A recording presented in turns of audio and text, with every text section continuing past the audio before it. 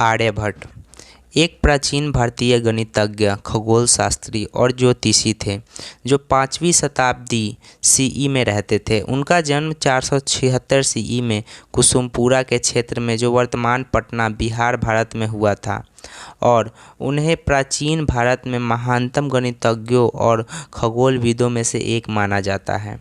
आर्यभट्ट की गणित में उनके योगदान के लिए जाना जाता है, जिसमें बीजगणित और त्रिकोणमिति पर उनके काम शामिल हैं। उन्होंने आर्यभट्टीय लिखा गणित और खगोल विज्ञान पर एक पाठ, जिसमें शून्य की अवधारणा और दशमलव स्थान मान प्रणाली सहित कई नवीनतम विचार शामिल थे। जो पाठ 108 छंद है। आर्यभट्ट एक प्रसिद्ध खगोल शास्त्री भी थे और उन्होंने खगोल विज्ञान के क्षेत्र में महत्वपूर्ण योगदान दिया।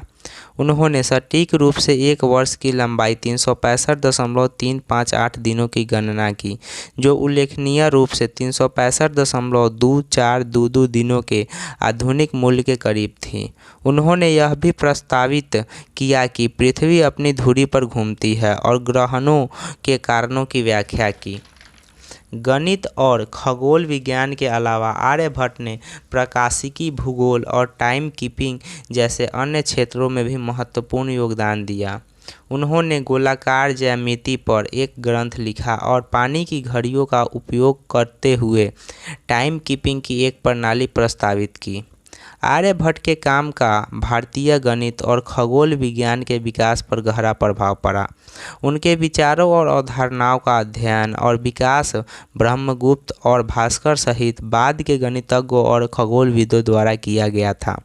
आर्यभट्ट को उनके जीवन काल में बहुत सम्मान दिया गया था और उनके काम की मान्यता में उन्हें आर्यभट्ट की उपाधि से सम्मानित किया गया था। 22 दिसंबर को भारत में राष्ट्रीय गणित दिवस मनाया जाता है, जो उनकी जयंती का प्रतीक है। और आगे की जानकारी के लिए अगला वीडियो देखें।